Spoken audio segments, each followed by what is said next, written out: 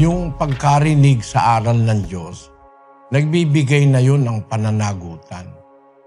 Doon sa Santiago 4, versikulo 17. Sa nakakaalam nga ng paggawa ng mabuti at hindi ginagawa, ito'y kasalanan sa kanya. Yan, sa nakakaalam, irrespective kung kaanib ka o hindi ka kaanib, kasalanan mo na yung nalaman mo yung dapat na ganun ang gawin mo, paggawa ng mabuti alam mo na, tapos hindi mo ginagawa, kasalanan sa'yo yun.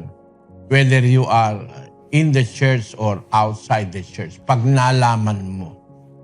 Kaya yung mga hindi kaanib ng iglesia nung una, ang sabi ni Kristo doon sa mga Pariseo, kung hindi nyo naintindihan